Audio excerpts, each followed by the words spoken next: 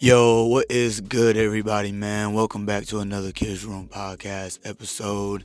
Hey, most times we always want to be the star in life, and we don't understand that when you want to be a starter, even when it comes to basketball, simply it's not because someone might be better than you, but they just might be more prepared than you. And that's what today's video is about: how to get off the bench and get in the game of faith. Because we always want to be in the starting five, but then we're not prepared.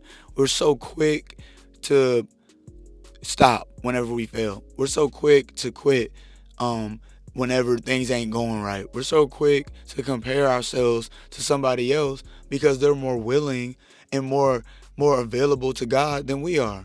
Right? They're more available to a blessing than we are. So we can't get stuck in the mindset of not practicing, or practicing is lame, right? Or trying to be prepared for the opportunities and studying and trying to be better for yourself and not better than somebody else, but just better than your older self, right? So because God wants us in the starting position, He wants us there.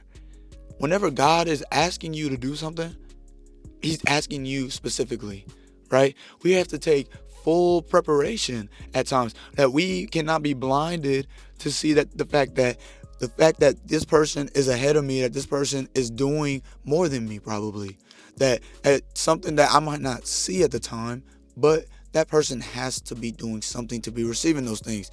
Even when it feels like it's effortless, you don't know what somebody else is going through. And in Ephesians chapter 6, verse 11, it says, put on the full armor of God. The full armor of God, so that you can take your stand against the devil's schemes. The devil is trying to stop you. The devil is trying to get you to be ill prepared, or to even slow down the process, because the devil can't stop you from getting your blessing, but he can definitely slow down the process. He can definitely have you riding the bench a little bit longer. He can definitely have you comparing yourself to other people a little bit longer, right? He can get you to stop doing what you're doing to better yourself because you feel like it's not doing anything, right? So another thing to even build off of that is to say that you can stop yourself from receiving any blessing, right? When your perspective and your mindset and how you see things for what it is, you're seeing it and you're not looking at it. You're not looking through what is actually at the surface of it. You're going to fool yourself, because whenever you start to doubt, whenever you start to second guess, whenever you start to think that maybe you're above or below something that is going on, right? You start to miss the mark. You start to be unprepared, right? There is such thing as being over-prepared, but if you're over-prepared, then the situations could be simpler. Challenges could be easier. So being over-prepared can sometimes put yourself in an even farther position, because God still wants you to go through certain levels, through certain practices, through certain breaking bad habits, the things that you don't think is happening, the things that you don't think is hurting you can actually be hurting you, right? So we only get so many chances in this life, so we have to realize that we cannot waste them all.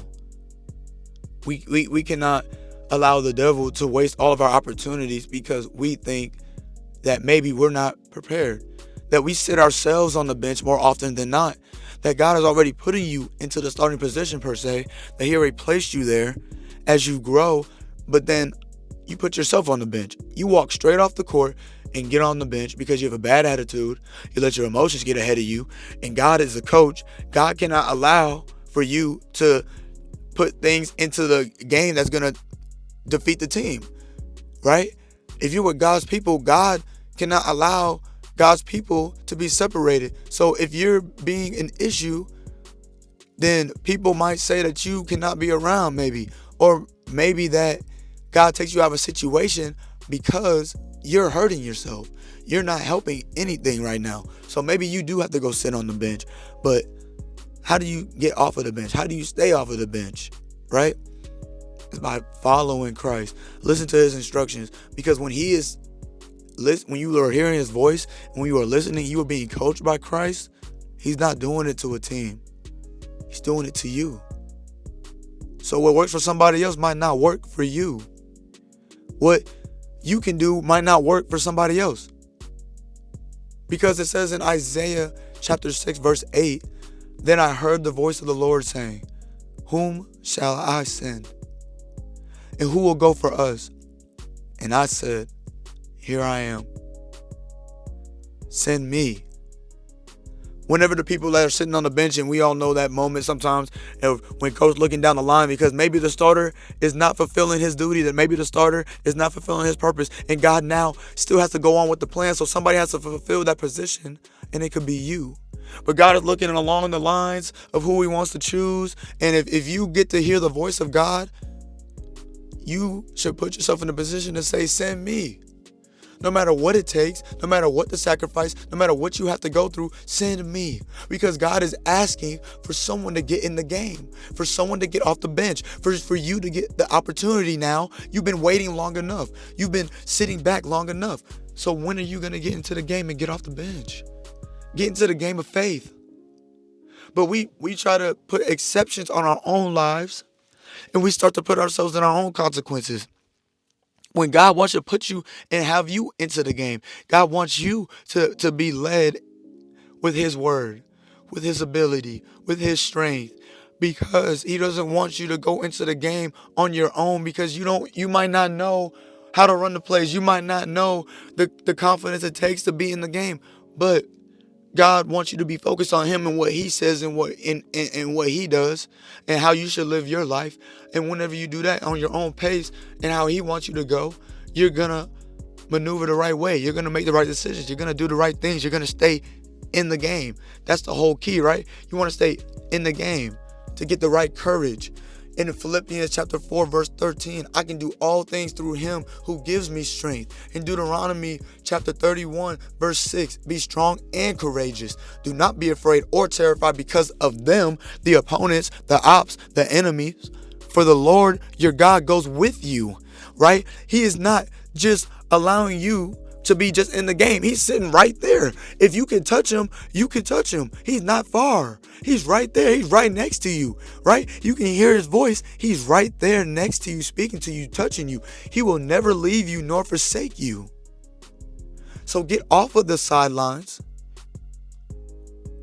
right? You've warmed up long enough. You stretched long enough. You sat long enough. Take your sweats off.